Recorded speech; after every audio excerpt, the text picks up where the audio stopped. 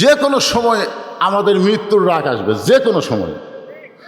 আপনার কি সাইজ হয়ে আছেন? আল্লাহ বলেছেন মুসলমান না হয়ে মরো না। বর্তমানে যেই পরিবেশ বাংলাদেশে চলতেছে, এই পরিবেশের উপরে যদি মরেন, মুসলমান হয়ে মরা খুবই কঠিন হবে। তাই পরিবেশ পাল্টান লাগবে। জোরে কোন কথা ঠিক কিনা? পরিবেশ পাল্টাতে হবে। সব দেখা হলো শেষ, আগামীতে দেখবো আল্লাহর কোরআনের বাংলাদেশ। খালি কোরআনের ওয়াজ শোনার জন্যে আল্লাহ কোরআন পাঠায়নি, কোরআন দিয়ে সমাজ গড়ার কথা এই কোরআনে আছে না নাই? জোরে কোন আছে না নাই? আপনাকে চাইতেও বেশি গুরুত্ব দিয়ে আবু জেহেল কোরআন তেলাওয়াত শুনছে, আপনাকে চাইতেও। আপনার তো বক্তার সামনে বসে আরামে শুনতেছেন, নিচে খেয়ার দিছে উসুম হচ্ছে। আর আবু জেহেল সারা রাত দাঁড়িয়ে দাঁড়িয়ে সামনে সামনে পিছনে অন্ধকারে চোরের মতন সারা রাত, 2-1 ঘন্টা না, সারা রাত। সকালবেলা গিয়ে মিটিংয়ের মধ্যে হঠাৎ মুখ ফসকে বলে ফেলেছে, এটা আমার আগে প্রধান মেহমান যে বলল, ইন্না নাহনু নাজ্জালনা যিকরা ওয়া ইন্না লাহু লাহাফিজুন। মুখ ফসকে বের হয়ে গেছে। এত সুন্দর কোরআনের বাণী, রাতটা কোন দিক দিয়ে গেল আমি বুঝবারই পারিনি। একেবারে সুবহানাল্লাহ কন না কেন? আবু জেহেলকে কোরআনের বিরুদ্ধে কছে, কি তারিফ করতেছে, এত সুন্দর কোরআনের বাণী, রাতটা কোন দিক দিয়ে গেল আমি বুঝবারই পারিনি। অনেকে আমাকে বলে, হুজুর আপনি যে 2 ঘন্টা ওয়াজ করলাম আমি বুঝবারই পারিনি। খোঁজলা দেখলাম ওই ফজরই পড়েনি, খোঁজলা দেখি ওই ফজরের নামাজই পড়েনি। আবু সুফিয়ান বলে, নেতা যেই কোরআন শুনতে সারা রাত কোন দিক যায় বোঝা যায় না, সেই কোরআন ধরলে অসুবিধা কি? শুনলেই যদি এত মজা হয় তাহলে এটা ধরার দরকার আছে না নাই? আবু জেহেল বলতেছে, তুই আমার কাছে আয়, অত দূরে থেকে বলিস না, কাছে আয়।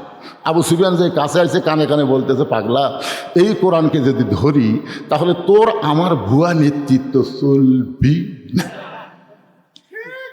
আমরা যে নেতাগিরি বর্তমানে করতেছি এই নেতাগিরি চলবে না।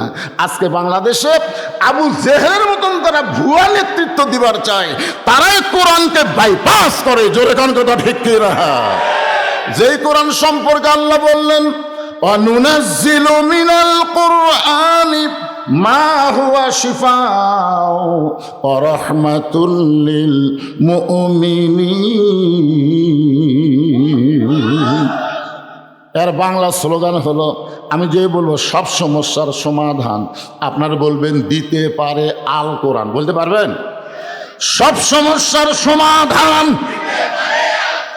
আল কোরআনের আলো। কোরআন হাদিস যেখানে,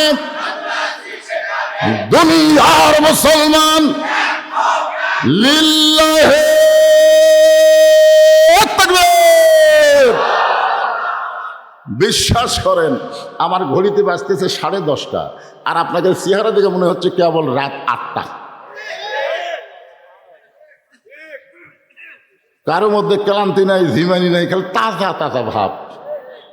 কারণ কি? এই কোরআনকে আল্লাহ শুধু শোনার জন্য বক্তা ওয়াজ করবে আর সারা রাত বসে বসে শুনবেন, এই জন্য আল্লাহ কোরআন দেয় নাই। কে বাবা উঠলেন কে? আচ্ছা আচ্ছা ঠিক আছে, না বয়স হবে তো, বয়স হলে সাইডে বসবেন। ধরে রাখা কঠিন, তাই না? কোনো কঠিন না। আপনি রাত্রে যখন বিছানায় ঘুমাতে যান, আপনি কি পেশাব লিয়ে যান না পেশাব করে যান? কেন যান? কারণ ঘুমের দাম আছে। এই পেশাবের কারণে আমার ঘুমের ক্ষতি হোক এটা আমি চাই না। এক টানা 6 ঘন্টা ঘুম পারবো, পেশাব করে তারপরে বিছানার যাবো। তো আপনি ঘুমের দাম বুঝলেন, আল্লাহর কোরআনের দাম বুঝলেন না। আপনি নিয়ত করবেন পেশাব করে ওযু করে বসমো, এক টানা 6 ঘন্টা শুনবো। মানে আমি একলা না, সন্ধ্যা থেকে রাত 12টা পর্যন্ত কয় ঘন্টা হয়? কটা হয় না? 6 ঘন্টা শুনবো। আমি একলা 6 ঘন্টা কমাবো?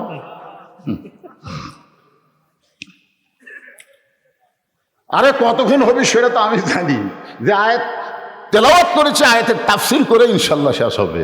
আয়াতটা আর একবার বলেন, ফাযকুরুনি আযকুরকুম ওয়াশকুরুলি ওয়ালা তাকফুরুন।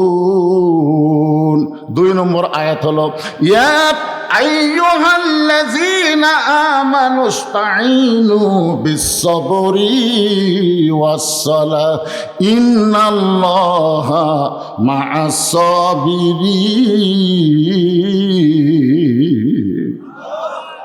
ধৈর্যশীলদের সঙ্গে কি আছে? মাশাআল্লাহ। এখন আসেন যে কথা বলতেছিলাম, নূহ বললেন, বুড়িমা বন্যা নামক গজব শেষ, বন্যা নামক গজব শেষ হয়ে গেছে, গোটা পৃথিবী ধ্বংস হয়ে গেছে, অথচ আপনার ঝুবড়ি বাড়ি কিছু হয় নাই, আপনারও কিছুই হলো না। সঙ্গে সঙ্গে মুচকি মুচকি বুড়ি হাসে। নূহ বলে, বুড়িমা হাসেন কেন? বলে, তুমি যখন আমাকে হাত ধরে নৌকায় উঠাবার চাইছিলা, তখন আমার ঈমান বলেছে দুনিয়ার সবাই সবাইকে ভুলতে পারে, কিন্তু আমার আল্লাহ কোনোদিন কাউরে ভুলবে না। তাহলে জিকির নবীর হবি না আল্লাহর হবি?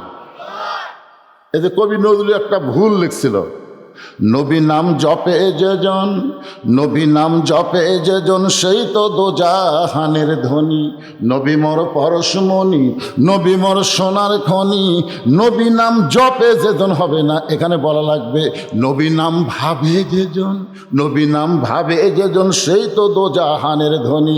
একটা মানুষ যদি সারা জীবন নবী নবী নবী নবী নবী জিকির করে, তার আমল নামায় একটা সওয়াব আল্লাহ দিবে না। আর একবার যদি আল্লাহ জিকির করেন, জিকিরটা যদি কবুল হয়, 8টা জান্নাতের দরজা আল্লাহ খুলে দেয়। তাহলে জিকির হবে কার? আরো জোরে মাশাআল্লাহ। এই জিকির এখানে আমরা স্মরণ বুঝলাম। আর একটা আয়াত আপনাদের সামনে তেলাওয়াত করি, দেখেন তো এই আয়াত মানে জিকির, এই আয়াতে জিকির মানে কি, একটু মনোযোগ দিয়ে শুনবেন। ইযা নুদিয়া লিস-সালাতি মিন ইয়াউমিল জুমআ ফাসআউ ইলা যিকরিল্লাহ। আচ্ছা, এই আয়াতে জিকির মানে কি? আর কথা কয় না, দেখছেন? এই আয়াতের জিকির বুঝিছে, আর কথা হয় না। আপনারা বলেন তো, এখানে যত মানুষ বসে আছেন, কারা কারা মাগরিব এশার নামাজ পড়েছেন? হাত তুলবার বলতেছে না, একটু চিন্তা করেন তো। যারা মাগরিব পড়েননি, এশাও পড়েননি, ওয়াজ শুনতেছেন, আপনারা যদি ফজরের আগে মরে যান, মানে মাগরিবও পড়েননি, এশাও পড়েননি, ফজর আগে মরেছেন, দুনিয়ার কত হুজুর আপনার জানাজা পড়ালে, দোয়া করলে আপনি জান্নাতে যাবেন? যাবেন? কারণ এখানে রাসূল বলেছে লা সালাতা লা ঈমানা, যার নামাজ নাই তার ঈমানই নেই। এটা কি আমার কথা? আল্লাহ রাসূল বলেছে লা সালাতা লা দীনা, যার নামাজ নাই তার ধর্মই নাই। বাইনাল আবদি ওয়াল কুফরি তরকুস সালাত, বান্দা আর কাফিরের মধ্যে পৃথক করার জিনিসটার নামই হলো না। হুজুরের বেতন নাই, ছাত্রকে খাওয়া নেই, কথা। কারণ এরা জানে আমরা এমনি উপকার পাচ্ছি, খালি নেতা মরবি। আর যদি কয় আসেন হুজুর, কত করে হুজুর আমাদের মধ্যে আছে, যাই বলে আইরে সেই দিকে যাই রে, বোঝা শোনা নাই রে। যেই নেতা জীবনে জীবিত অবস্থায় কোরআনের বিরুদ্ধে চারণ করছে, কোরআনের হক কথা বলবার দেয়নি, ওই নেতা মরলে হুজুর রাজা 3 খতম কোরআন করছে। 3 খতম কোরআন পড়ে বুঝলেন চোখের মধ্যে পানি নিয়ে নেতার জন্য কাঁদতেছে, আল্লাহ আমাদের কোরআন শরীফ পড়লাম, আর যা সব হয় নেতার দেওয়া আল্লাহ। ফেরেশতাকে আল্লাহ আমরা কি করব? আল্লাহ বলতেছে কোরআন মরা মানুষের কোনো কিতাব না, কোরআন হলো জীবিত মানুষের হেদায়েত। জোরে কোন ঠিক কিনা? একটা নেতা বললে, যেই নেতাদের সন্তান হাফেজ না, যেই নেতারা কোরআনের মাদ্রাসার কথা বলে না, এদের লাশের কাছে, এদের রুহের মাত্রাতে কোরআন খতম দেওয়া যাবে না। জোরে কর কথা কন না কেন ভাইজান? একটু মনোযোগ দিয়ে শুনবেন। ওমর ফারুকের সন্তান আব্দুল্লাহ বাবার পাশে উকিল হয়ে দাঁড়ায় বলতেছে, রে নবীর সাহাবীরা, আমার বাবার লম্বা জুব্বা দেখে তোমরা খুতবা বন্ধ করে দিলে, কিন্তু তোমরা খাটো হলেও তো নতুন কাপড় পরে আইছো। আমার দিকে তাকায় দেখো, আমার পরনে নতুন কোনো কাপড় নেই। তোমরা সবাই খাটো পাঞ্জাবি হলেও তো নতুন পোশাক পরে নামাজ পড়তে আইছো, কিন্তু আমার দিকে তাকায় দেখো, আমার পরে নতুন কোনো কাপড় নাই। ওসমান গনি বলতেছে, আব্দুল্লাহ, আজকে জুমার দিনে সবাই নতুন পোশাক পরে আইছে, তুমি কেন পরো নাই? হযরত উমর যখন মদিনার খলিফা ছিলেন, ওই সময় অর্থমন্ত্রী ছিলেন ওসমান গনি। ধরে কেন সুবহানাল্লাহ। চিন্তা করে দেখেন, কেউ কিন্তু দাঁড়ায়নি, দাঁড়াছে অর্থমন্ত্রী। কি অর্থমন্ত্রী বোঝেন? আল্লাহ রাসূল বলে, ওসমান, আল্লাহ তোমাকে কত সম্পদ দিছে, তুমি কি হিসাব দিবার পারবে? ওসমান গনি, জাকাত ফরজ হয়েছে, যেদিন থেকে জাকাত ফরজ হয়েছে সেদিন সম্পদের হিসাব রাখার দরকার আছে না নাই? প্রতি শতে কয় টাকা? কথা কয় না, হাজারে। তো হিসাব নাই, তাহলে জাকাত কেমন দিবেন? অনেক লোক বলে, হুজুর আমার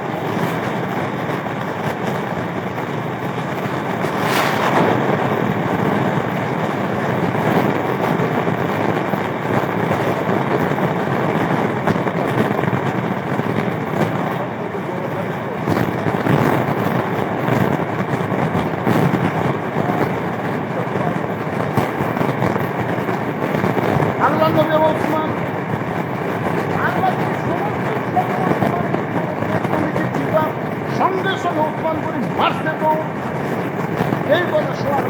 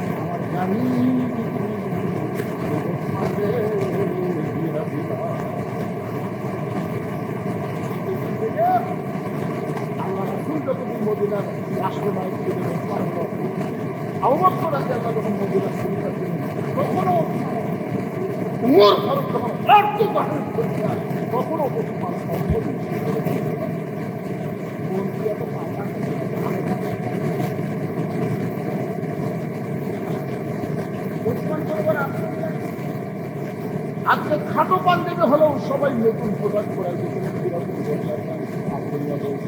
আমি নতুন কাপড় পরতাম।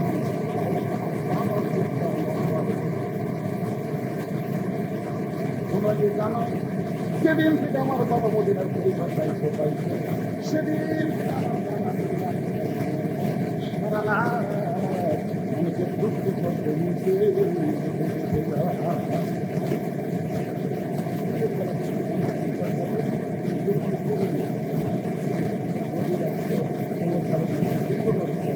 হয়েছে। হঠাৎ দেখে একটা পুরুষ মানুষ তাঁবু টাঙ্গানো আছে, তাঁবুর মধ্যে না থাকে, বাইরে খালি ঘুরতেছে, একবার উত্তরে যায়, একবার দক্ষিণে যায়, একবার উত্তরে যায়, একবার দক্ষিণে যায়। ওর চিন্তায় পড়ে গেল, এই মরদ মানুষ অস্থির কেন? পুরুষ মানুষ অস্থির কখন হয়? টেনশন। উত্তরে দক্ষিণে যায়, তাঁবু বাইরে ঘুরতেছে। উমর ফারুক গিয়া লোকটাকে সালাম দিলেন, আসসালামু আলাইকুম ইয়া আব্দুল্লাহ।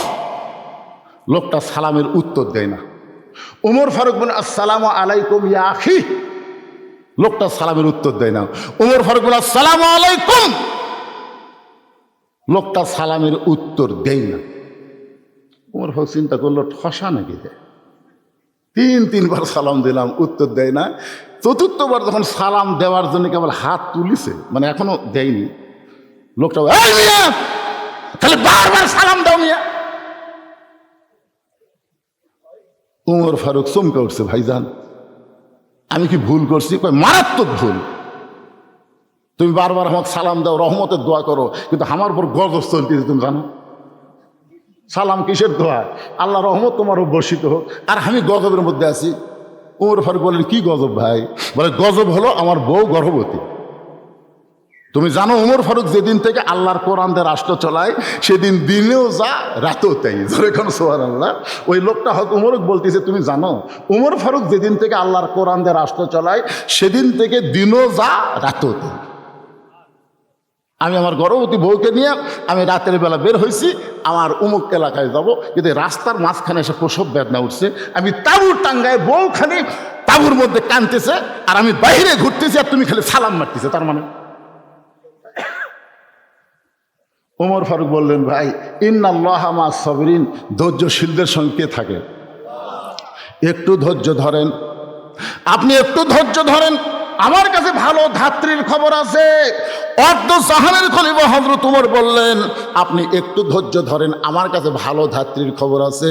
এই বলে এক দৌড় মারলেন, এক দৌড় এসে দরজায় ডাক দিলেন আব্দুল্লাহর মা। ওমর ফারুকের ছেলের নাম কি? আব্দুল্লাহর মা। সঙ্গে সঙ্গে দরজা খুলে গেল। উমর ফারুক চমকে গেলেন, আব্দুল্লাহর মা, আমি না হয় মানুষের দুঃখ কষ্ট দেখার জন্যে রাতের বেলা ঘুরে বেড়াই, কিন্তু তুমি দরজা ডাক দাও মাত্র কেমনি খুললাম? আব্দুল্লাহর মা বলে, স্বামী গো, আপনি মানুষের দুঃখ কষ্ট দেখার জন্য রাতের বেলা ঘুরবেন, আর আমি বিছনায় ঘুম পারবো এমন বউ আমি না। তার মানে বোঝা গেল, বউ যদি ভালো হয় নেতা ভালো হবে। বেগম পাড়াত বাড়ি বানাবি না রে। বেগম পাড়াত বাড়ি বানাচ্ছে কার জন্যে? এই যে পলক, আমাকে পলক, ই এখন জেলত আছে, আর বউ খালি সেই মজা মারতে পারে। আর বউ সেই মজা মারতে, এই খালি মারিয়া দিছে, ওই খালি ইচ্ছা মতো। আরে পলক, এখন খবর কি? ফান্দে পড়িয়া পলক কান্দে রে। একটু মনোযোগ দিয়ে শুনবেন। অর্ধ জাহানের খলিফা হযরত ওমরের বউ বলতেছে, আপনি মানুষের কষ্ট নিজের চোখে দেখবেন, আর আমি আরামের ঘুম পারবো, সে বউ আমি না। কিন্তু আমি আশ্চর্য হয়ে গেলাম, আপনি প্রতিদিন তাহাজ্জুদের সময় চলে আসেন, কিন্তু আজকে এই সময় চলে আসলেন কেন? আজকে কি বইয়ের কথা মনে পড়ছে? ওমর ফারুক বললেন, বিবি, জান্নাতে যদি যাবার চাও, জান্নাতে যদি যাবার চাও, একটা মেয়ে প্রসব হবে, তার জন্য কি কি দরকার সেই জিনিসগুলো নিয়ে তাড়াতাড়ি বের হও। একটা মেয়ে প্রসব ব্যথায় ভুগতেছে, তার ধাত্রীগিরি করতে গেলে যা লাগবে তাই না বের হও। হযরত ওমর বউকে নিয়ে জান্নাতে যাওয়ার কথা বলে বের হলেন, অন্য পৃষ্ঠাতে তাঁবুর মধ্যে ঢুকাই দিলেন। কিছুক্ষণ পরে ওমর ফারুকের বিবি বলে, স্বামী গো, ইয়া আমিরুল মুমিনিন, আপনার দোস্তকে, বন্ধু ভাইকে বলেন তার বিবি এবং সন্তান সুস্থ আছে। আপনার তো সুবহানাল্লাহ করলেন, কিন্তু ওই লোকের অবস্থা কি? বউটা যেই বলছে আমিরুল মুমিনিন, আপনার বন্ধুকে বলেন তার সন্তান এবং বিবি সুস্থ আছে, সঙ্গে সঙ্গে লোকটা হাঁটু করে বসে কান্দার বলে, আমিরুল মুমিনিন, আমি আপনাকে এইভাবে তিরস্কার করলাম, তিনবার সালাম দিলেন, অথচ সালামের উত্তর দিলাম না। ওমর ফারুক লোকটার থুতুনির তলে হাত দিয়ে কপালে একটা চুমা খায়, বলতে, ভাইজান আল্লাহর হস্তে আমাকে মাফ করে দাও। আত্তাকুল্লাহ হাক্কা তুকাতিহি, কোরআন আইন যখন চালু হবে সেই মানুষটা কেমন মোত্তাকি হবে একটু খেয়াল করেন। আব্দুল্লাহ বলতেছে, নবীর সাহাবীরা রে, সবাই যখন ঘুমিয়ে গেছে, এমন সময় আমার বাবা আমার দরজায় গিয়ে ডাকতেছে, আব্দুল্লাহ আব্দুল্লাহ বলে। আমি দরজা খুলে তাকায় দেখি বাবার হাতে একটা পাঞ্জাবি। আমি আব্দুল্লাহ হাসি নিয়ে বললাম, বাবা, বাইতুল মাল থেকে আমার একটা পাঞ্জাবি দিছে, আপনি আর একটা দিবে রাখছেন? আসলে নিয়ে তার বেটা হওয়ার মধ্যে লাভ আছে। একটা পাঞ্জাবি আমাকে দিছে, আপনি আর একটা দিবে রাইছেন। ওমর ফারুক বলে, আব্দুল্লাহ যা বলবি সাবধান হয়ে বলবি। ইন্নাল্লাহা ইয়ামুরুকুম আন তুআদ্দুল আমানাতি ইলা আহলিহা ওয়া ইযা হাকামতুম বাইনান নাস আন তাহকুমু বিল আদল। কোরআন দিয়ে যখন রাষ্ট্র চলবে তখন নেতাদের চরিত্র কেমন হবে আর বর্তমানে কিভাবে চলতেছে একটু খেয়াল করার দরকার আছে না নাই? আমার ওয়াজের মধ্যে আমি বলি, আপনাকে খেয়াল আছে কিনা, 6 বছর আম বাগানের চাষ করে জ্যৈষ্ঠ মাসে দেখতে গেছে আম পাকছে কিনা, যা দেখে গাছের ডালে বসে এক ছোট্ট বাচ্চা পাকা আম পাড়তিছে আর ব্যাগের মধ্যে তুলতেছে। বাগানের মালিক কয়, আমি খাইনি, পরিবারের কেউ খাইনি, আর তুই আমার গাছে ছোড়া আম পাড়তেছিস, তোর বাপক যা বিচার তোমরা। ছেলে খালি মুসকে মুসকে হাসে। বাগানের মালিক বলে, হাসিস কেন? বলে, হাসার কারণ হলো আমার বাবা কোথায় খুঁজবার যাবেন, আমার বাবাও আর গাছে চড়ছে, ওই যে তাকে দেখে। কাকে দেখে ওর পাপ খালি আম পাড়ের বস্তা ভরায়, গাছের ছায়ায় বসে কান্দার বলে, আল্লাহ বিচার দিমু কার কাছে, বেটাও চোর বাপও চোর। 15.5 বছর এই বাংলাদেশে বিচার দেওয়ার কোনো জায়গা ছিল না। কথা কর না কেন ভাই, বিচার দেওয়ার কোনো জায়গা আছে? বর্তমানেও আমাকে শ্বাসতলে গল্প মারতেছে। আগে ক্ষমতা ছিল আওয়ামী লীগ, সামনে ক্ষমতা আসতেছে বিএনপি। শ্বাসতলে গল্প হচ্ছে। আগে ক্ষমতাটা আওয়ামী লীগ ক্ষমতাটা ছিল, আগামীতে বিএনপি আসতেছে। আমি বললাম নাউজুবিল্লাহ নাউজুবিল্লাহ। সাইড থেকে একজন কয়, হুজুর নাউজুবিল্লাহ মানে? নাউজুবিল্লাহ মানে তোমার কথা মারাত্মক ভুল। আওয়ামী লীগও ক্ষমতা ছিল না, বিএনপিও ক্ষমতা আসতেছে না। সব সময় যিনি ক্ষমতা আসেন তিনি হলেন আমার আল্লাহ। তো স্টলে সবাই বলতে হুজুর সবসময় ক্ষমতা আল্লাহ আছে, তার দলিল কি? সঙ্গে সঙ্গে আমি তেলাওয়াত করলাম, তাবারাকাল্লাযী বিয়াদিহিল মুলকু ওয়া হুয়া আলা কুল্লি শাইইন কাদির। আল্লাহ মাঝে মাঝে কাউকে ক্ষমতা দেয়। কি দেয়? আল্লাহ ক্ষমতা দেয় দেখার জন্যে। আল্লাহ হাসিনারে ক্ষমতা দিছিল, 9 সালে ভোটে ক্ষমতা আইল, তারপরে 14 সালে বিনা ভোটে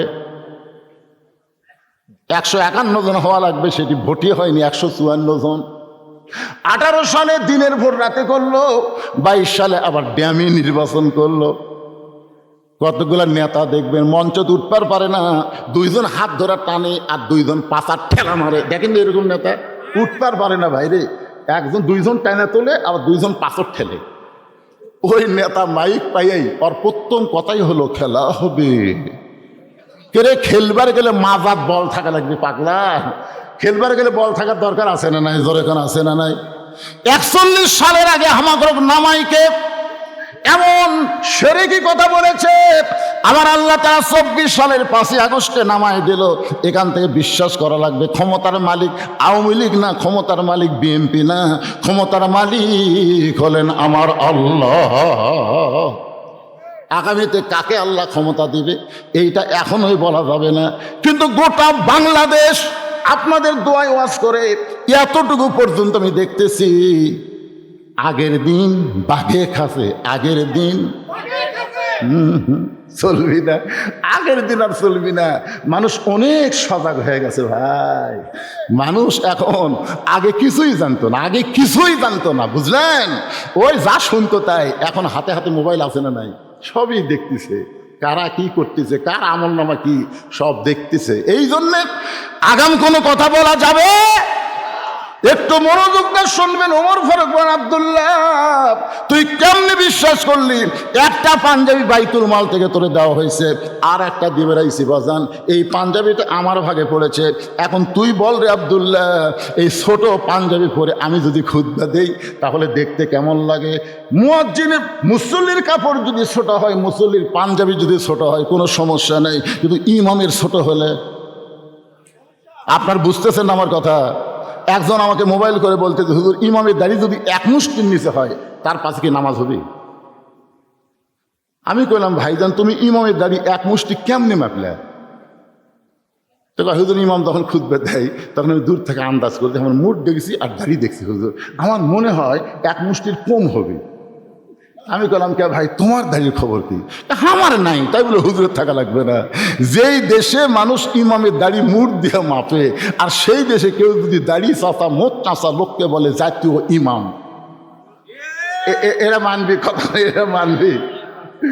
এক মাথার টুপি দিয়ে এক সালাউদ্দিন মুখোদ্দারি দাড়ি, ওই কয় জাতীয় ইমাম। জাতীয় নেতা বলবার পারো, কিন্তু জাতীয় ইমাম বাংলার জনগণ সবাইকে মানবে না। জাতীয় ইমাম হওয়ার গেলে তার বাহ্যিক কিছু চেহারা লাগবে, যেইটা ছাড়া মানুষ কিন্তু ইক্তেদা করবি। কথা কন না গান, ইক্তেদা করবে। ব্যবহার হচ্ছেন? আসল কথায় হাত পড়লে তো ব্যবহার হবেন। বাজানলে গরম ভাতে বিলাই বাজার, গরম ভাত কিন্তু ভালো জিনিস। বিলাইয়ের চরিত্র না, একটু মনোযোগ শুনবেন। ওমর ফারুক আব্দুল্লাহ, তোর পাঞ্জাবিটা আমাকে দান করে দে বাজান। আব্দুল্লাহ বাবার চোখের পানি থেকে তার নিজের অংশটুকু বাবাকে দান করে দিল। বাবা আব্দুল্লাহর অংশ, নিজের অংশ নিয়ে যখন রওনা দিয়েছে, আব্দুল্লাহ পিছনে পিছনে হাঁটতেছে, বাবা সামনে সামনে। বাবা ঘরের মধ্যে গিয়ে ঘরের দরজা বন্ধ করে দিল। আব্দুল্লাহ জানলা দিয়ে তাকায় দেখে হযরত ওমর ফারুক নিজেই দর্জি হইয়া ছেলের পাঞ্জাবি, তার নিজের পাঞ্জাবি একত্র করে লম্বা জুব্বা বানায়, ওই জুব্বা বানায় আমার বাবা খুতবা দেয়। এখন বলো বাবার খুতবা শোনা যায় কি না যায়? সমস্ত সাহাবীরা চিল্লায় বলে, আল্লাহর কোরআন দিয়ে যখন রাষ্ট্র চলবে, এমন মুত্তাকি নেতা মুসলমানেরা দেখতে পাবে। ইজা নুদিয়া লিস-সালাতি মিন ইয়াউমিল জুমআ ফাসাউ ইলা যিকরিল্লাহ। আচ্ছা, আর একটা আয়াত কইতো, দেখেন এখানে জিকির মানে কি? ইয়া আইয়ুহাল্লাযীনা আমানু উযকুরুল্লাহা যিকরান কাসীরা ওয়া সাব্বিহুহু বুকরাতাও ওয়া আসিলা। আচ্ছা, এই আয়াতে জিকির মানে কি? ও সব আমি কম, হ্যাঁ না ঠিক আছে। এখানে জিকির মানে না, শোনা লাগবে তো, খালি জিকির জিকির, হাইরে জিকির। আমার দয়াল বাবার দরবারেতে কেউ ফিরে না খালি হাতে। ইল্লা ইল্লা ইল্লা কি এই মাঝখানে যে বৈশাখে শেষ বৃহস্পতিবার কি হয়? এই জিকির করবার দেওয়া যাবে? আজকে একটু মনোযোগ দিয়ে শোনেন। এরপর আল্লাহ বললেন, ইয়া আইয়ুহাল্লাযীনা আমানুস্তাঈনু বিস-সাবরি ওয়াস-সালাহ ইন্নাল্লাহা মা'আস-সাবিরিন। এখানে আল্লাহ বলতেছেন, যারা আমাকে বিশ্বাস স্থাপন করেছো, একটু মনোযোগ দেন। জিকির শব্দের কথা বলতেছি। খুবই চেষ্টা করছে কোরআন শরীফ বন্ধ করে দেওয়ার জন্য, কিন্তু রাসূলের কোরআন বন্ধ করবার ওরা পারেনি। তখন মক্কার কাফেররা চিন্তা করলো, যেভাবেই হোক যার উপর কোরআন নাজিল হয়েছে তাকে দুনিয়া থেকে শেষ করে দেওয়া লাগবে। আল্লাহ নবীর ঘর ওরা 27 জন, কোনো কিতাবে লেখছে 27 জন, লাঠি সোঁটা যা আছে, জিকির মানে একটু মনোযোগ দিয়ে শুনবে, লাঠি সোঁটা যা আছে সব নিয়ে নবীর ঘর ঘেরাও করলো রাতের বেলা। ধরে কখন? রাতের বেলা ঘেরাও করলো। সবাই যখন লাঠি সোঁটা নিয়ে নবীর ঘর ঘেরাও করলো, তখন নবী আস্তে আস্তে আলীর কাছে গিয়ে বলেন, আলী। আলী বলতে, হুজুর কি খবর? বলে, আজকে আমার বিছনাত ঘুম পাড়া লাগবে। ভাইজান, খুবই গুরুত্বপূর্ণ কথা বর্তমান বাংলাদেশের প্রেক্ষাপটে, একটু মনোযোগ দিয়ে শোনেন। আলী বলতে, হুজুর আপনার বিছানাত যদি আমি ঘুম পাড়ি তাহলে আপনি কি করবেন? রাসূল বলতেছে, আজকেই আমার ঘর থেকে বাইরে যাওয়া লাগবে, এখানে আর থাকার পরিবেশ নেই। আলী বলতেছে, হুজুর আমি কিন্তু খেয়াল করছি ওরা 7-8 জন লাঠি সোঁটা নিয়ে দাঁড়িয়ে আছে, আপনি বাইর হলেই মারবি হুজুর। রাসূল বললেন, আমি তো বার হচ্ছি না, আল্লাহ আমাকে বার হবার বলতেছে। কে বার হবার বলতেছে? আলী বলতেছে, আমি আল্লাহ বুঝবার পারলাম না। এতদিন আপনার বাড়ি কেউ ঘেরাও করেনি, তখন আল্লাহ বাইর হবার কয়নি, আর আজকে সবাই মারার জন্য যখন ঘেরাও করছে তখন আল্লাহ আপনাকে বাইর হবার করছে। তার মানে বোঝা গেল আল্লাহ মনে হয় আপনাকে মারবি। কি আল্লাহ রাসূল, আলী আমার বিছনায় চাদর মুড়ি দিয়ে ঘুমাও। শুধু ঘুমাইলে হবে না, চাদর মুড়ি দিয়ে ঘুমাও। এর বেশি আর তোমাকে আমি বলবো না। নবীর কথা মতো হযরত আলী, আল্লাহ নবী যেই বিছনায় ঘুমায় ওই বিছনায় চাদর মুড়ি দিয়ে ঘুমায় গেল। রাসূল আমার দরজা খুলে তাকায় দেখে 7-8 জন নেতা লাঠির সোটা তরবার নিয়ে দাঁড়ায় আছে। আল্লাহ, ওরা আমারে মারার জন্য যেভাবে লাঠি নিয়ে দাঁড়ায় আছে, আমি এখন করবো কি? আল্লাহ বললেন, নাসরুম মিনাল্লাহি ওয়া ফাতহুন কারীব ওয়া বাশশিরিল মুমিনিন।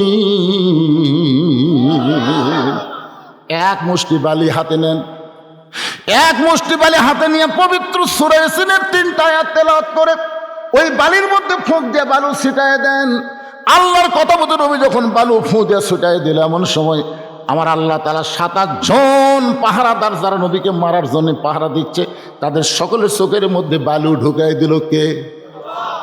ওরা হাতের লাঠি শোনা যাইছিল, বুঝলেন? বালু চোখে ঢুকলে ওই লাঠির কথা খেয়াল আছে, লাঠি ফেলে দে, চোখ ঢলতেছে। রাসূল কয়, আল্লাহ, যে সুযোগ পেলাম ওরকে লাঠি দিয়ে তো ওরকে কি পিটা পায়? এখন তো ওরা কোনো দিকে খেয়াল নাই। আল্লাহ বলতেছে পিটার দরকার নাই, জাগা মতো মার হবি, জাগা মতো মার হবি, আপনি যান, আপনি যান, মার হবি জাগা মতো। ওই 7-8 জন যে কয়টা নবীর বাড়ি ঘেরাও করছিল, একজনও স্বাভাবিক মৃত্যুবরণ করতে পারে নাই। বদরের যুদ্ধে আল্লাহ ওদেরকে সাইজ করছে। সুবহানাল্লাহ কর না কেন? নবী আমার বের হয়ে চলে গেলেন আবু বকরের দরজায়। নেতা কেমন, কর্মী কেমন, একটু খেয়াল করেন। ইয়া আইয়ুহাল্লাযীনা আমানু যকুরুল্লাহা যিকরান কাসীরা, এই আয়াতটা দিয়ে আপনাদের বোঝানোর চেষ্টা করতেছি। নবী শুধু বললেন, আবু বকর, দরজা খুলে গেল। রাসূল বলে, আবু বকর, আমি যে আসতেছি এইটাকে তুমি আগে থেকে জানতে? আবু বকর বলে, রাসূলুল্লাহ, যেদিন আপনি বলেছিলেন একদিন গভীর রাত্রে মক্কা থেকে মদিনায় হিজরত করা লাগবে, আপনি আমাকে সঙ্গে করে মদিনায় যাবেন, সেদিন থেকে আজ পর্যন্ত কোনো রাত্রিবেলা ঘুমাইনি, বরং সারা রাত আমি দরজায় দাঁড়িয়ে থাকি। রাসূল বললেন, চলো যাই। আবু বকর কোনো কথা না বলে নবীর সঙ্গে রওনা দিলেন। রাসূল বলে, আবু বকর, তোমার বউ বাচ্চা আছে, তাদের কাছে কিছুই বলবো না। আবু বকর বলে, রাসূলুল্লাহ, আল্লাহ এবং রাসূল ছাড়া আমার আপাতত কেউ নেই। কিছু দূর যাওয়ার পর আবু বকর বলে, হুজুর, আমি জানি মক্কা থেকে মদিনা হলো উত্তর দিকে, আল্লাহ আপনাকে মদিনায় যাওয়ার কথা কইছে, কিন্তু আপনি উত্তর দিকে না যায় আপনি পূর্ব দিকে যাচ্ছেন। রাসূল বলে, আবু বকর, আমি যাচ্ছি না, আল্লাহ আমাকে যাওয়ার কছে। পূর্ব দিকে যাওয়ার পর একটা পাহাড়ের গুহার মধ্যে আবু বকর নবী আশ্রয় গ্রহণ করলেন। মাটি থেকে 6000 ফুট উপরে সেই গুহাটার নাম হলো গারে সুর। ধরে বলেন, নাম কি? গারে সুরের মধ্যে নবী আর আবু বকর যখন আশ্রয় গ্রহণ করলেন, এদিকে সূর্য উদয় হয়ে গেল, রাত শেষ। আবু সুফিয়ান বলতেছে, নেতা, যেভাবে আমরা পড়া দিলাম বাড়াবার পারেনি। এই তোমরা কি গল্প করো, এই ভিডিও ম্যানেরা কি গল্প করো, এই মাইক আলা আর এই ভিডিও ম্যান খুব সমস্যা।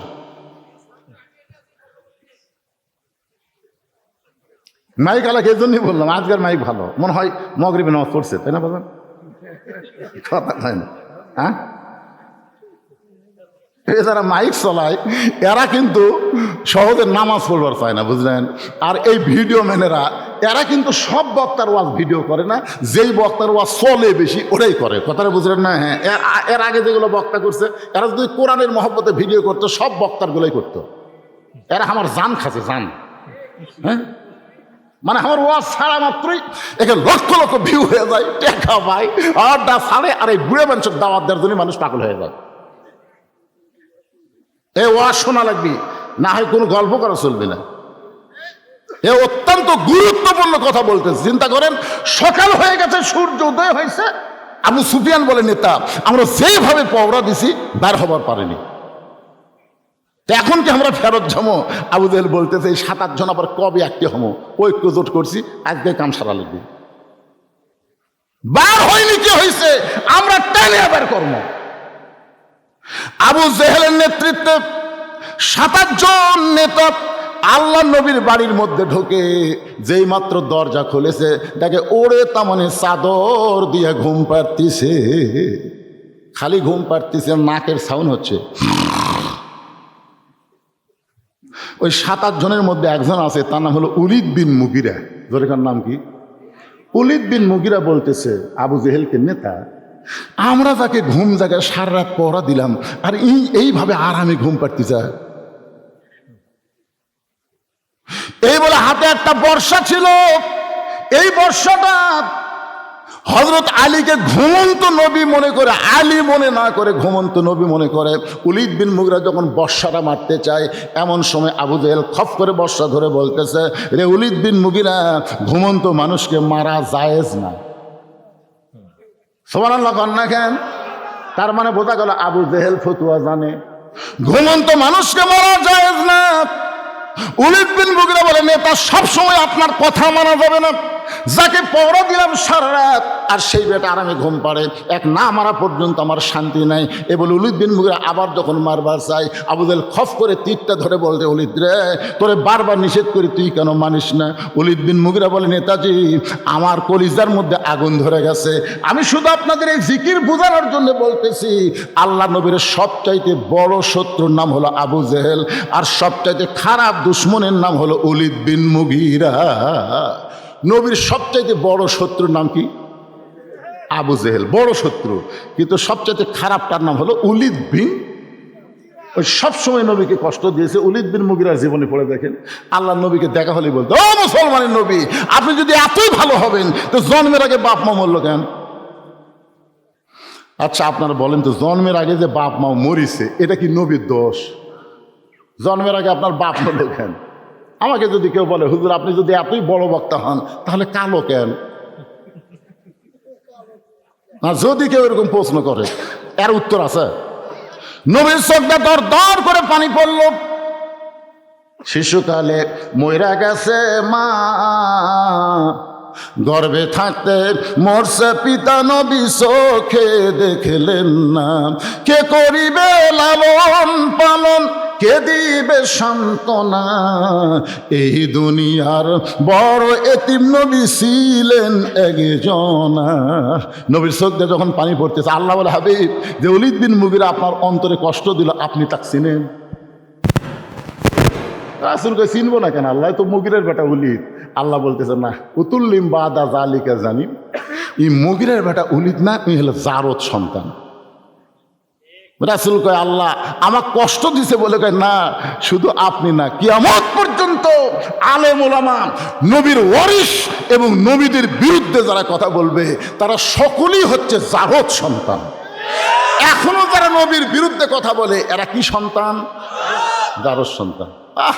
এমন একটা আয়াত আল্লাহ নাজিল করতে, ভাই, এই কয়েকদিন আগে নবীর বিরুদ্ধে কি যেন কইছে, হিন্দু ও কুড়াই মারিতে পারে না। এরকম মারা ঠিক না, এরকম মারা উৎসাহ আমি দিচ্ছি না, কিন্তু কতগুলো লোক মনে মনে করে ঠিকই করছে। আল্লাহ নবীর বিরুদ্ধে কোনো কথা বলা যাবে, যদি বলে সে মুরতাদ হয়ে যাবে। কোরআনের আইন অনুযায়ী তাকে হত্যা করা আল্লাহ তাআলা ফরজ করে দিয়েছে। একটু মনোযোগ দিয়ে কথাগুলো শোনেন। ওলীদ বিন মুগীরা এই আয়াত নাজিল হওয়ার পরে যখন নবীর সঙ্গে আবার দেখা হয়, নবীকে যখন গালবন্ধ করবে, এখনো করে নাই, কেবল সাইজ হচ্ছে, এমন সময় নবী বললেন, উতুল্লিম বাদা জালিকা জানিম।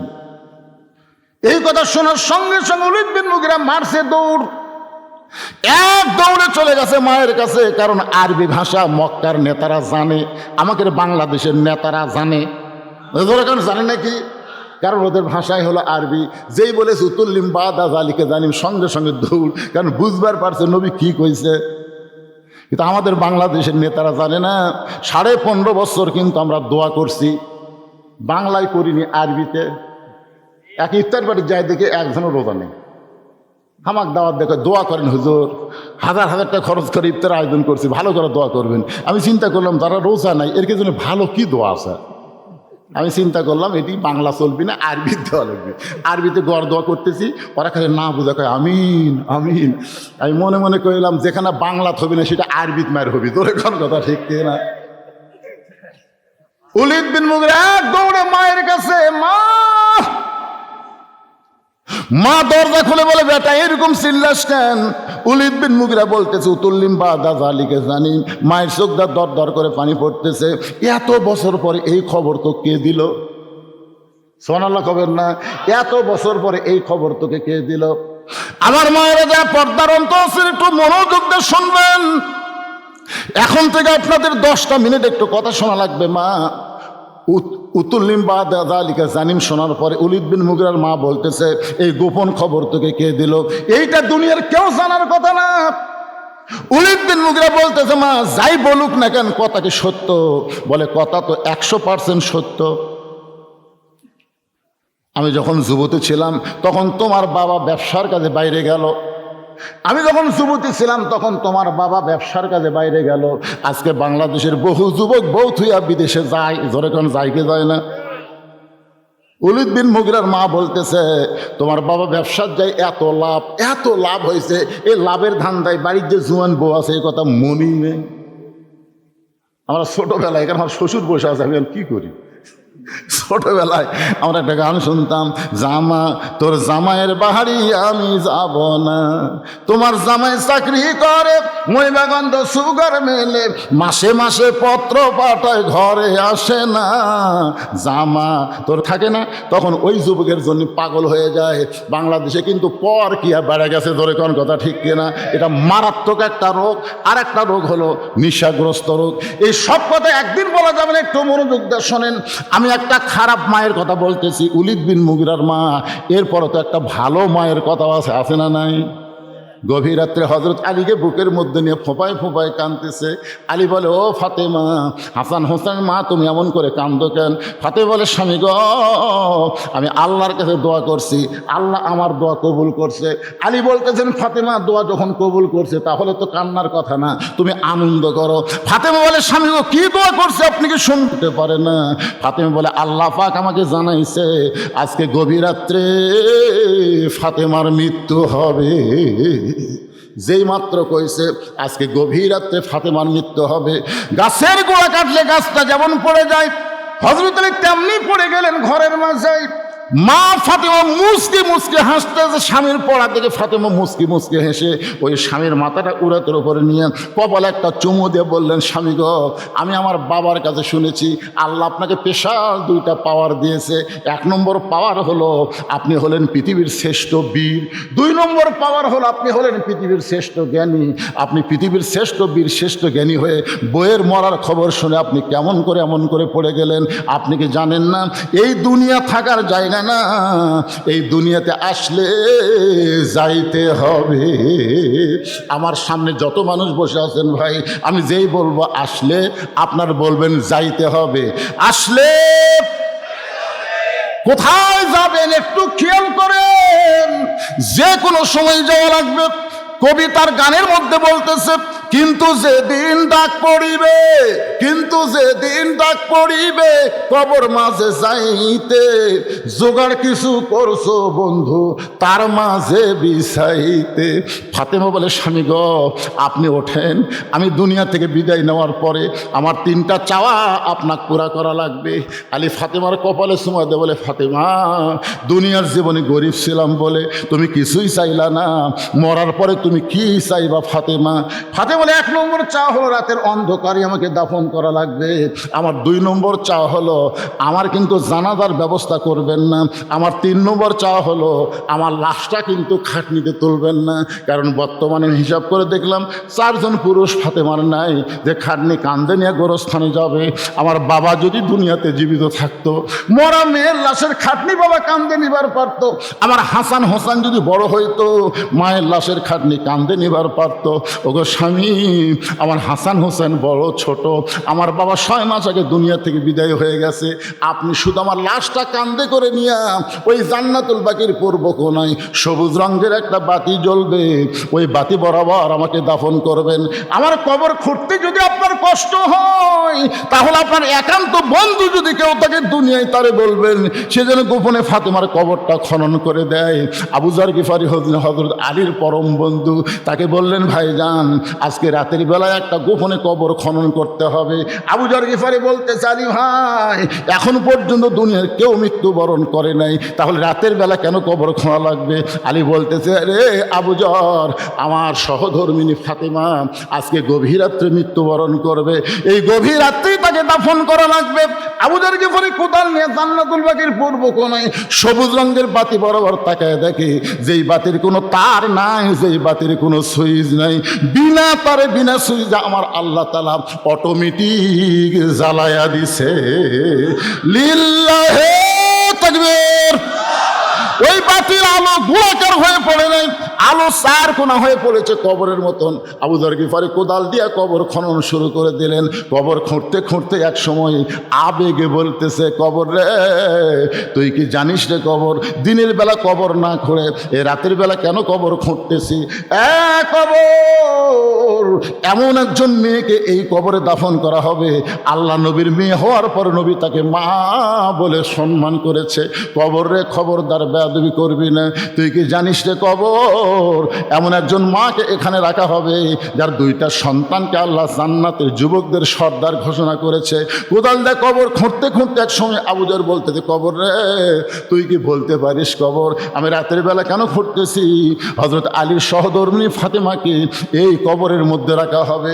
এই কথা বলে আবার যখন কোদাল দিয়ে কবর খুঁড়তে চাই, হঠাৎ কবরের ভিতর থেকে একটা আওয়াজ আসতেছে। এটা কিন্তু ফাতেমার জন্যই বলতেছে না, এটা আমরা যারা বসে আছি আসলে যাইতে হবে সবার জন্যই কবর কিন্তু বলতেছে। কার মা, কার মেয়ে, কার বিবি, এইটা কবর দেখবে না। আমল যদি ভালো হয় কবর জান্নাতের বাগান হয়ে যাবে, আমল যদি খারাপ হয় কবর জাহান্নামের গর্ত হয়ে যাবে। বাজান, এই কথা শোনার পর আবু যর গিফারি কোদাল ফাইলা দিয়ে দৌড় মারছে। আর গোরস্থানের মধ্যে তাকে পাওয়া যায় নাই। নির্দিষ্ট সময় হযরত আলী ফাতেমার দেহখানা নিয়ে ওই দাফন করার পরে আল্লাহর কাছে বলতেছে, আল্লাহ এই ফাতেমার পর্দাকে কবুল করে নাও। হঠাৎ হযরত আলী দেখতে পায় কয়েকটা পুরাতন কবর। এখনই ফাতেমার কবর দিল, সেই নতুন কবর নাই। চিল্লায় বলে, ফাতেমার কবর, ফাতেমার কবর। কে যেন বলে, আলী রে ফাতেমা পর্দানিশী, আল্লাহ তার কবরটাকেও পর্দা করে জোহরা ডিগ্রি তাকে দান করেছে। হযরত আলী বাড়ির মধ্যে এসে দেখে হাসান হোসেন দুই ভাই ঘুম পাড়তেছে। ফজরের নামাজ পড়তে গেলেন মসজিদ নববীতে। হযরত আলীর সঙ্গে যেই সাহাবী সব সময় নামাজ পড়ে তার নাম হলো আবু যর গিফারি, কিন্তু মসজিদের মধ্যে গিয়ে দেখে আবু যর গিফারি নাই। মনে মনে চিন্তা করতেছে, ফাতেমার কবর খুঁড়তে খুঁড়তে হয়তো ক্লান্ত হয়ে গেছে, আজকে ফজর হয়তো মসজিদের বারান্দায় আদায় করতেছে। তাড়াতাড়ি ফজরের নামাজ শেষ করে যখন মসজিদের বারান্দা যায়, আবু যর গিফারিকে দেখতে পায় না। পরদিন জোহরের সময় দেখে আবু যর গিফারি নাই, আসরের সময় দেখে আবু যর গিফারি নাই। একটা দিন চলে গেল, আবু যর গিফারি মদিনার মধ্যে দেখা যায় না। দ্বিতীয় দিন দেখলো আবু যর গিফারি নাই। এক সপ্তাহ দেখলো আবু যর গিফারি নাই। এক মাস দেখতেছে আবু যর গিফারি নাই। এক আধ বছর হয়ে গেল, এরপরও আবু যর গিফারিকে মদিনায় খুঁজে পাওয়া যায় না। প্রত্যেকটা সাহাবীর মনে চিন্তা, নবীর এত বড় সাহাবী আবু যর গিফারি গেল কোন জায়গায়? কয়েক বছর পর আবু যর গিফারি ফিরে আইছে মদিনায়। মদিনার বাচ্চারা পাগল পাগল বলে পাথরের টুকরা মারতেছে, আর আবু যর গিফারি সামনে সামনে দৌড়ায়। আলী চিন্তা করে, এই পাগল কে রে? মদিনার বাচ্চারা তাকে মারতেছে। এই বাচ্চারা মারিস না পাগলকে, বলে আমরা চিনি না, পাগল দেখে মারতেছি। হযরত আলী এক দৌড়ে ওই পাগলের সামনে গিয়ে তাকায় দেখে ওই পাগল আর কেউ না, পাগল হলো নবীর সাহাবী আবু যর। হযরত আলী সামনে দাঁড়ায় বলে, আবু যর ভাই, আমার ফাতেমার কবর খুঁড়তে খুঁড়তে কোথায় হারায় গেলি? কতদিন তোরে মদিনায় খুঁজলাম, তোরে পাইলাম না। আজকে পাগল বেশে কোত্থেকে আসলি ভাই, তোর খবর কি? আবু যর গিফারি কোনো কথাই বলে না। হযরত আলী বুকের মধ্যে নিয়ে গালে চুমা দেবে, আবু যর রে তুই কেন কথা বলিস না ভাই? তুই না আমার বন্ধু, আমার ফাতেমার কবর খুঁড়তে গিয়ে কোথায় হারালি ভাই? তুই কেন কথা বলিস না? আবু যর গিফারি কি যেন বলবার চাই, মুখটা নড়ে কিন্তু কথা কয় না। হযরত আলী এক টানে বুকের মধ্যে নিয়ে চাপা দেবে, আবু যর কি বলবি বল, মুখ নড়াস না। হঠাৎ আবু যর গিফারির জবান থেকে বের হয়ে গেল, কবর কবর কবর। তিনবার কবর কবর বলে আলী তাকায় দেখে আবু যর গিফারির দেহ ভারী লাগতেছে। বুকের মধ্যে দেহটা যখন ভারী লাগে, আস্তে করে হাতটা যখন ছেড়ে দেয়, তাকায় দেখে আবু যর গিফারি মাটিতে পড়ে গেল। তার মাথাটা উড়াতে নিয়ে দেখতেছে আলী, আবু যর গিফারি আর দুনিয়াতে না। চারিদিক থেকে সাহাবী এসে বলে, আলী ভাই কোন পাগল তোমার উরাতের উপরে ঘুমায়? এই পাগল কে রে? আলী বলতেছে তোমরা চিনবে, একটু লক্ষ্য করে তাকায় দেখো, এটা পাগল না রে, এটা নবীর সাহাবী আবু যর গিফারি। সমস্ত সাহাবীরা বলে আলী ভাই কয়েক বছর ধরে মদিনায় খুঁজে পাওয়া যায় না, আজকে পাইলা পাগল, ঘুম পাড়ে কেন? আলী বলে ঘুমাই না রে, ঘুমাই না, তিনবার কবর কবর কবর বলে দুনিয়া থেকে বিদায় নিয়েছে। সমস্ত সাহাবীরা আলী ভাই আমাদের সকলের সামনে কবর, এই কবর কেমন হবে, এই কবর কি হবে? আজকে যারা আমরা এখানে বসে আছি ভাইজান, এখনই মরার সঙ্গে সঙ্গে 3 তলা 4 তলা বাড়ি আর দেখা যাবে না ভাই। বারবার তাকায় দেখি কি দেখতেছেন, বলে 5 তলার ভিত দিছি, 3 তলা রড বার করে রাখছি, হুজুর দোয়া করবেন 5 তলা যেন কমপ্লিট করবার পারি। কিন্তু সেই বাড়ি ঠিকই থাকবে, অন্ধকার কবরে আমাদের সবার যাইতে হবে। এমন আযাব দিবে রে ভাই, কবরের ওই মাটিতে গলা ফেটে রক্ত ঝরবে চিৎকারের ওই চোটেতে। চিন্তা করে দেখেন, এই গভীর রাত্রে আমরা জান্নাতের বাগানে যারা বসে আছি, এখান থেকে বাড়ি যাওয়ার গ্যারান্টি আমাদের নাই, কিন্তু সবার গ্যারান্টি কবরে যাওয়ার আছে। ধরে কোন ঠিক কিনা? এই ধরে কবরে যাওয়ার আগে আজকে এই নবীর এতিম মাদ্রাসায় আমি মাত্র 200টা কোরআন শরীফ, এতগুলা হাজার হাজার মানুষের মধ্যে মাত্র 200টা আল্লাহর কোরআন শরীফ চাই ভাই। একটা কোরআন শরীফ মাত্র 500 টাকা। যাদের বাপ মা দুনিয়া থেকে কবরে চলে গেছে, ওই বাপ মার কবরকে জান্নাত বানানোর জন্যে আজকে হাফিজি মাদ্রাসা, এই কওমি মাদ্রাসা একটা কোরআন শরীফ দান করবেন। এখানে প্রায় 275 জন ছাত্র আছে ভাইজান, তাদের হাতে একটা করে কোরআন শরীফ দেওয়া লাগবে। কোন আল্লাহর বান্দা পারেন 500 টাকা দেওয়া মানে একটা কোরআন শরীফ নবীর মাদ্রাসায় দান করার সময় যাদের বাপ মা কবরে গেছে, বাপ মা রুহের মাগফিরাতে সর্বপ্রথম যেই ব্যক্তি একটা 500 টাকা দিবেন, একটা কোরআন দানের সওয়াব আল্লাহ তার বাপ মার কবরে দিবে। কত টাকা কত হালে কত দিকে চলে যায়। একজনকে সিয়ার না সামনে যাওয়া লাগবে, আর হাতও পা করি। আল্লাহ তোমার একজন বান্দা সর্বোত্তম কোরআন শরীফ বাবদ 500 টাকা দান করছে। আর একজন আল্লাহর বান্দা দেখেন, 2 জনই যুবক, একটা বুড়া পর্যন্ত উঠতেছে না। কেরে বাপ মা আগে মরছে থেকে মনে নাই? এই বাপ মায়ের কথা বলছি, পৃথিবীর শ্রেষ্ঠ দান নবীর মাদ্রাসায় একটা কোরআন। কোরআনের চাইতে বড় দান তো কিছু না। আমি তুই আমুয়া দান চাই না, একটা কোরআন শরীফ চাইছি ভাই। 500 টাকা দিলে একটা কোরআন দানের সওয়াব আল্লাহ আপনাদের আমল নামায় দিবে। টাকা চাইলে দান উঠে যান না, প্যারালাইসিস হয়ে কিন্তু পড়ে থাকবেন। যাবেন কেন? এতক্ষণ ওয়াজ করছি, একটা লোক লড়ে না চড়ে না, বোঝা যায় না। টাকা চাইলে লাভ ধরতেছেন কেন? বসে থাকেন, বাকি ওয়াজ করবো তো আপনাদের নিয়ে। উলিদ্দিন মুগিরা মায়ের কাছে গেছে, মনে আছে আপনাদের? মনে আছে? এর খবর কি বোঝা লাগবে না? না শুনেই দৌড় দিবেন কেন ভাই? যান আল্লাহ দেখেন আমার হাত ধরে যাচ্ছে, 500 টাকা লোড দিয়ে, আর এরা যাওয়ার জন্য পাড়াপাড়ি ধরেন টাকা ধরেন। মাশাআল্লাহ, ই হচ্ছে জাতের সন্তান বলে। একটা শ্বশুরের জন্য কোরআন, একটা বাবার জন্য কোরআন, 2টা কোরআন শরীফ বাবদ 1000 টাকা দান করেছে। আল্লাহ কবুল করেন। আল্লাহ তোমার আরেকজন বান্দা 2টা কোরআন শরীফ বাবদ 1000 টাকা দান করেছে, আল্লাহ কবুল করেন। আরেকজন কোরআন শরীফ বাবদ 500 টাকা দান করেছে, আল্লাহ কবুল করেন। কবুল করো, কবুল করো মোদের কামনা, দানকারীকে দিবেন জান্নাত, আল্লাহ নিরাশ করবেন না। আপনারা কি তালের মুসলমান হবেন? টাকা না দিলে বসে থাকেন। 500 টাকা যদি না থাকে 10 টাকা দিবার পারবেন না? এই 10-20 টাকা দিবার পারবেন আপনারা? এই মাদ্রাসার বাচ্চারা ব্যাগ নিয়ে যাবে, রুমাল নিয়ে যাবে। যিনি যা করেন আল্লাহর কোরআনকে মহব্বত করে জীবনের শেষ দান মনে করে দিবেন। মনে করেন না যে বেঁচে থাকবো বহুদিন। না রে ভাই, আজকের মাহফিল শেষ হতে পারে, আজকের মোনাজাত শেষ মোনাজাত হতে পারে। এই জন্য আল্লাহর রাস্তায় ভিতরে ব্যাগ না ধরে মাদ্রাসার তাল বেলুন কোথায় গেল রে? ভিতরে ব্যাগ না ঘোরো। আল্লাহ তোমার একজন বান্দা কোরআন শরীফ বাবদ 500 কিসের শেষ করলো রে বারে? যাক না কেন? আপনি কোন ধানের ঠিপের মধ্যে সবই ধান? আচ্ছা, আপনার কোন ধানের ঠিপের মধ্যে সবই ধান মনে হচ্ছে, বিশাল ঠিপ, সব ধান। ফ্যান দিয়ে বাতাস দেন, ফ্যানের বাতাস দিয়ে দেখেন তো চিটা পাতান কি থাকবি না উড়ে দেবি? তো আদায় মানে ফ্যানের বাতাস পাগলা। চিটা পাতানো গেলে ওয়াজ কি হবে? যাক, চিটা পাতানো চলে যাক, অসুবিধা কি? আপনারা দেখেন তো টাকার ঠিপ কি কম হচ্ছে? এলা সব 500 টাকা লোক দেখে পাচ্ছেন আপনারা, টাকার ঠিপ হয়ে যাচ্ছে। আপনার বসে থেকে কি দেখতেছেন? আল্লাহর একজন বান্দা 500 টাকা, আর একজন কোরআন শরীফ বাবদ 500 টাকা, আর একজন আল্লাহর বান্দা 4টা কোরআন শরীফ বাবদ 2000 টাকা। আবার কি দিছে রে? চশমা ছাড়া তো কাম হচ্ছে না। 2000 টাকা 4টা কোরআন শরীফ বাবদ মুসাম্মাদ জলি আক্তার একজন মা ফার্স্ট হয়ে গেল, মাই দেখেন ফার্স্ট হয়ে গেল। এখনো পর্যন্ত কোনো মরদ পারেনি রে 4টা কোরআন শরীফ দিবেন। জলি আক্তার 2000 টাকা 4টা কোরআন বাবদ করছে দান, আর একজন 500 টাকা একটা কোরআন শরীফ বাবদ দান করেছে।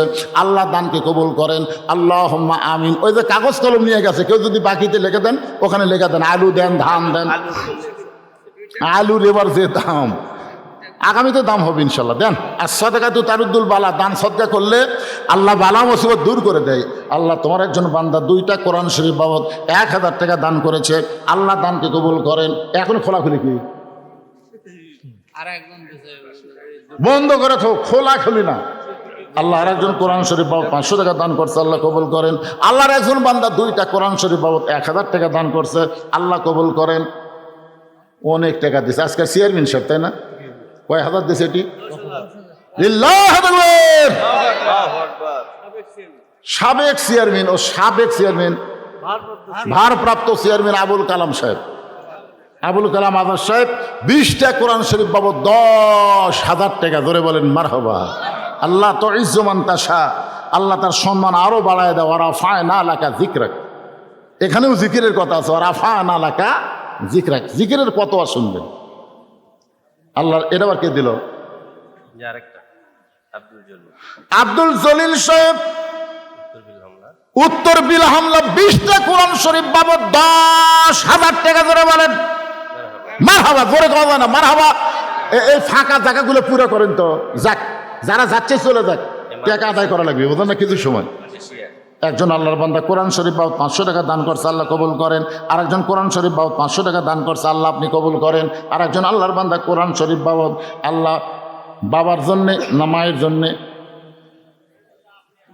কোরআন শরীফ বাবদ দান করেছে, আল্লাহ 500 টাকা না 1000 টাকা দান করছে। 2টা কোরআন শরীফ বাবদ, আল্লাহ দানকে কবুল করেন। আর একজন একটা কোরআন শরীফ বাবদ 500 টাকা দান করছে, আল্লাহ আপনি কবুল করেন, আল্লাহুম্মা আমিন। আর একজন আল্লাহর বান্দা কোরআন শরীফ বাবদ নগদ 500 টাকা দান করেছে, আল্লাহ দানকে কবুল করেন, আল্লাহুম্মা আমিন।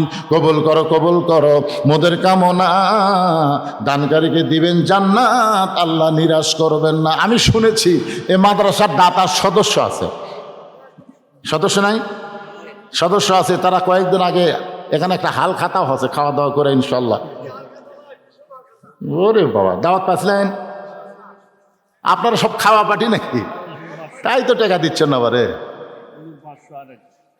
আর একজন আল্লাহর বান্দা কোরআন শরীফ 500। আমার মায়েরা খুবই কোরআন শরীফ দান করে, বুঝলেন? মায়েদের কাছে যাইয়া দেখেন, মায়ের আমার খুশি হয়ে দান করে। দোয়া করে দেবো মা খাদিজার সঙ্গে ফাতেমার সঙ্গে আল্লাহ যেন জান্নাত দেয়। জোরে কান আমিন।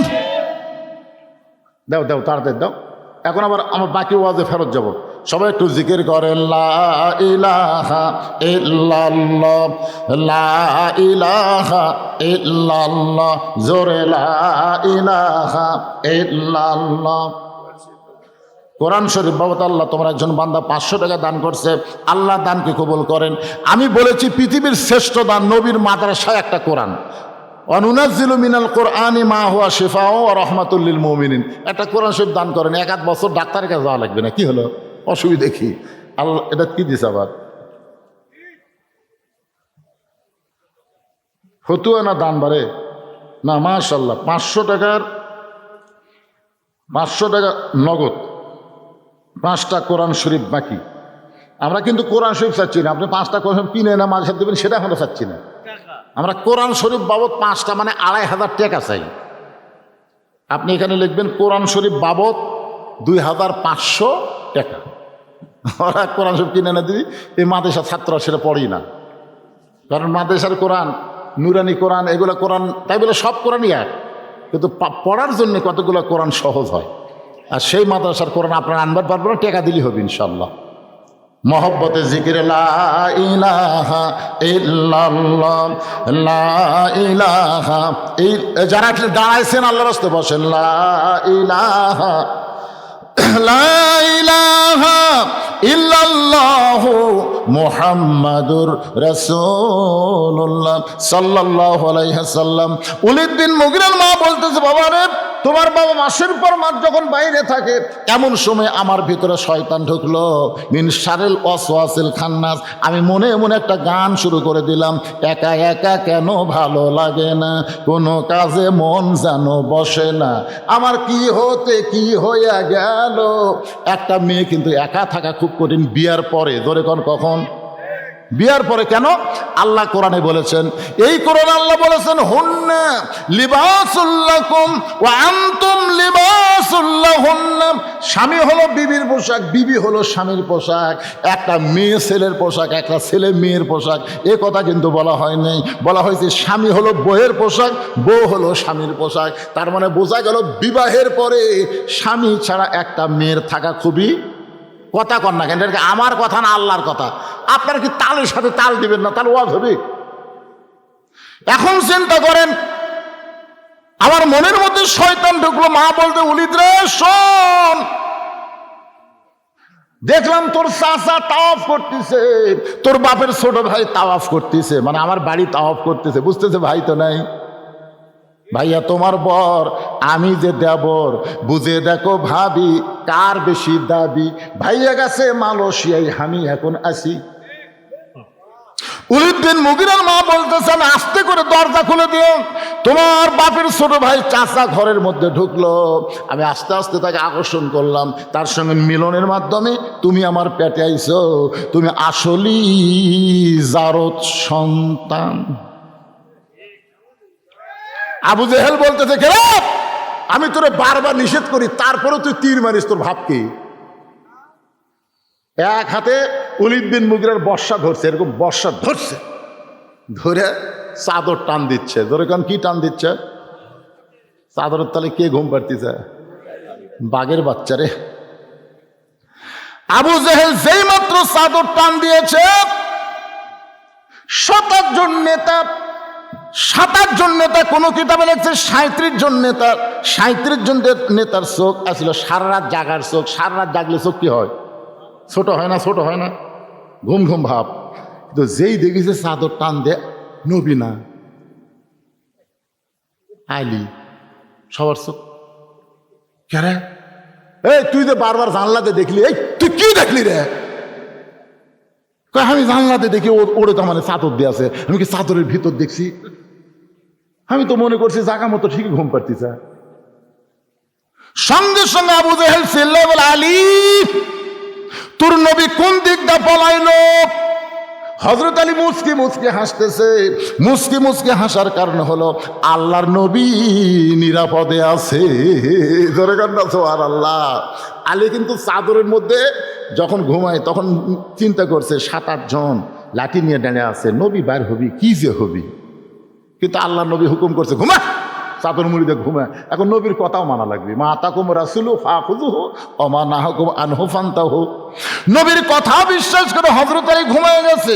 যেই মাত্র আবু জেহেল বলতেছে তোর নবী কোন দিকটা পলাইলো, তখন আলী মুচকি মুচকি হাসার কারণ হলো দুইটা। ১ নম্বর কারণ হলো নবী নিরাপদে আছে, ধরবার পারে। আর হাসার ২ নম্বর কারণ হলো মুখ করে বলতেছে, ও নেতারা, ও নেতারা, আপনারা চেতন থাকলেন আর আমি ঘুম পারলাম, তাহলে নবী কোন দিক দিয়ে গেল এটা কে জানবি? এমন কথা হযরত আলী বলেছে। আবু জেহেলের মুগত পড়ছে ছাই। মুগত পড়ছে কি? মুগত যে ছাই পড়ছে, তখন বলতে চ যাই, তো যাই, তাড়াতাড়ি গোটা মক্কা অ্যাটাক করা লাগবে। আমার বিশ্বাস এখন পর্যন্ত মক্কা ছাড়ে নাই, যে কোনো পাহাড়ের গুহায় আশ্রয় নিয়েছে। দেখছেন আবু জেহেলের বুদ্ধি, দেখছেন? আলী চিন্তা করলো, এই মুহূর্তেই যদি এরা যায়, আমার নবী তো কদ্দূর গেছে, এরকম আটকান লাগবে। যে এরা বলতেছে যাই, সঙ্গে সঙ্গে হযরত আলী এভাবে বুড়ে আঙ্গুল। আবু জেহেল বলে, আলী কি দেখাস? আবু সুফিয়ান বলে, নেতা এমনি তো ঘুম পাড়ে, পলানোর সুযোগ করে দিছে, আবার বুড়ে আঙ্গুল ঘুরাচ্ছে, এক্সারসাইজ করা হোক। আলী বলতেছে আয়, আমি তো এটাই চাচ্ছি রে পাগলা, আয় আয়। কারণ আল্লাহ নবী যদি আমাকে বলতো, আলী ২৭টা সারপোকা বাহিরে লাঠি নিয়ে দাঁড়িয়ে আছে, তুই যা, আল্লাহর শপথ করে বলতেছি তোর একজনও বাঁচবি না, একজনও না। কিন্তু আল্লাহ নবী আমার ঘুম পাড়বার কথা রে, এই জন্য ঘুম পাড়া শরীর সাইজ হতে। আবু জেহেল বলতেছে দরকার নেই, কারণ আবু জেহেল কিন্তু সবই জানে, বুঝলেন? আবু জেহেল কিন্তু সবই জানে, কিন্তু মানে না, কিন্তু সবই জানে। আল্লাহ নবী যে আসল নবী এটা আবু জেহেল জানে। এটা জানছে কবে? লাইলাতুল মেরাজে নবী যখন মক্কা থেকে আল্লাহর আরশ থেকে মক্কাতে আসলেন, প্রথম দেখা হয়েছিল আবু জেহেলের সাথে। যখন নবী কইল বাইতুল মুকাদ্দাসে নামাজ পড়ে আল্লাহর আরশে গেছিলাম, সেখান থেকে 5 ওয়াক্ত নামাজ নিয়ে আসলাম, এটা কিন্তু আবু জেহেল জানে। কিন্তু এই কথা যদি মক্কার লোকেরা বিশ্বাস করে, আমার নেতাগিরি থাকবি না তো। ওই গ্রুপ নিয়ে নবীর কাছে আইসে এসে বলতেছে আবু সুফিয়ান, ও মুসলমানের নবী, তুমি যা কও মুসলমান তাই বিশ্বাস করে। আল্লাহ রাসূল বলতেছে আমি কি বলছি? বলছে তুমি বলছো বাইতুল মুকাদ্দাসে 2 রাকাত নামাজ পড়াছে, সে থেকে রাতে রাতে আল্লাহর কাছে গেছে, সেখান থেকে আল্লাহ তোমাকে 5 ওয়াক্ত নামাজ দিল, তুমি ফেরত হইয়া আমাকে নেতার সাথে এই গাঁজাখুরি গল্প করলে। আল্লাহ রাসূল বলে আমি যা বলেছি সত্যিই বলেছি। আবু বকর, ওমর, ওসমান সবাই বলে নবী যা বলেছে সাদ্দাক্তা ইয়া রাসূলুল্লাহ, এক বিন্দু মিথ্যা নয়। জোরে কর সুবহানাল্লাহ। আবু সুফিয়ান বলতেছে নবী যা বলবে তোমরা তো তাই মানবে, কিন্তু আমাদের একটা প্রশ্ন আছে। আল্লাহ রাসূল বলে কি প্রশ্ন? বলে প্রশ্ন হলো আমাদের নেতা আবু জেহেল 2 বার বাইতুল মুকাদ্দাসে গেছে, 2 বার, যেখানে যাইতে লাগে 30 দিন, আসতে লাগে 30 দিন, আর তুমি কইলা আজকে রাত্রেবেলা নাকি সেই বাইতুল মুকাদ্দাসে 2 রাকাত নামাজ পড়ালা। আমাদের প্রশ্ন হলো, আমাদের নেতার প্রশ্ন হলো বাইতুল মুকাদ্দাসের দরজা জানলা কয়টা? খালি দরজা জানলার হিসাব দিবে, আমরা এখান থেকে চলে যাব। আবু বকর বলে রাসূলুল্লাহ, এরা দরজা জানলার খবর জানতে চায়, আপনি কি দিবার পারবেন? রাসূল বলে আবু বকর, আমি শুধু বাইতুল মুকাদ্দাসের মধ্যে ইমামতি করেছি, দরজা জানলা তো গুনবার যাই নাই। আপনাকে এই বিল হামলা মসজিদ আছে না নাই? এখানে বুড়িগঞ্জ মসজিদ আছে না নাই?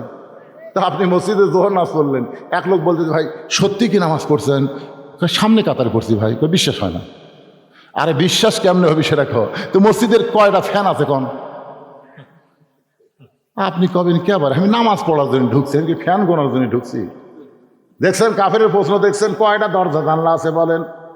আল্লাহ নবী যখন কাঁদতেছে এমন সময় আবু বকর বলে রাসূলুল্লাহ, আবু জেহেল তো একলা আপনাকে পাগল বলেছে, এখন গ্রুপ নিয়ে আইছে আপনাকে চূড়ান্ত অপমান করার জন্য। হুজুর আপনি যদি না বলেন তাহলে কিন্তু এরা আপনাকে অপমান করবে।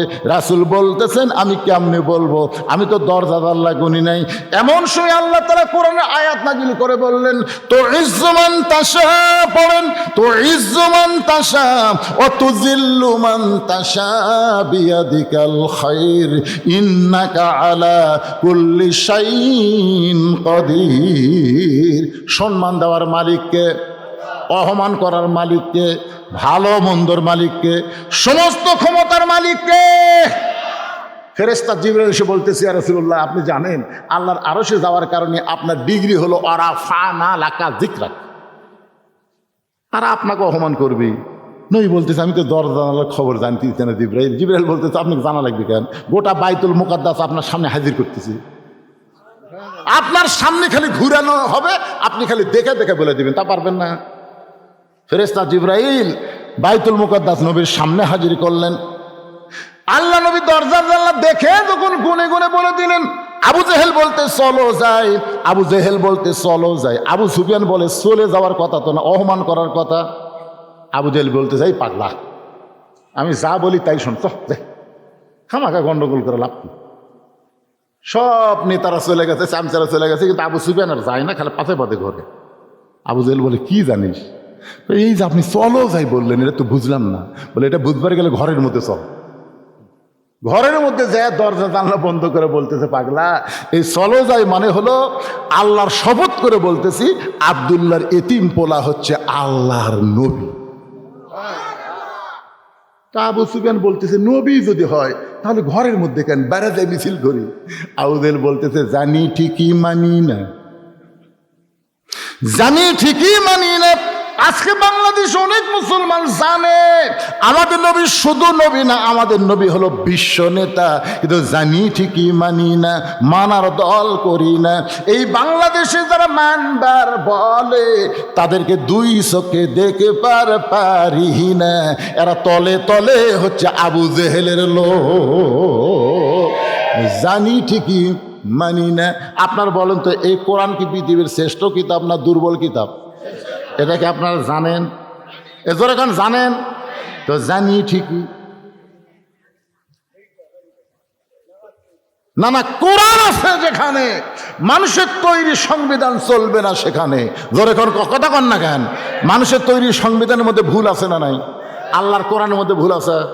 তাহলে সেই কোরআন থাকতে কে কি লেখা সংবিধান দিল?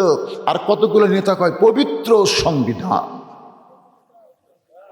পবিত্র সংবিধান, সংবিধানের বাহিরে যাওয়া যাবে না। কতগুলো নেতা কয় না সংবিধানের বাহিরে যাওয়া যাবে না।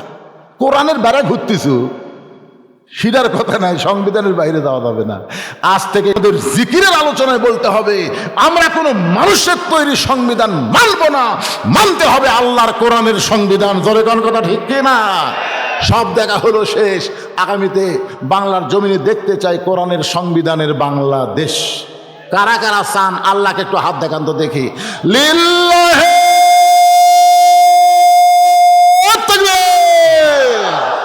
আল কোরআনের আলো,